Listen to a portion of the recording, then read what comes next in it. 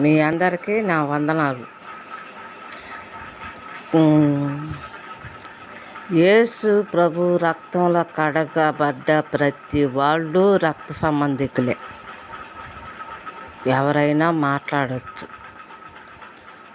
ఒక ఫ్యామిలీకే కాదు, ఓ ఫ్యామిలీ వాళ్ళే మాట్లాడాలని లేదు. ఒక సేవకుడు ఒక తండ్రి స్థానంలో, ఒక బ్రదర్ స్థానంలో ఉండాడు.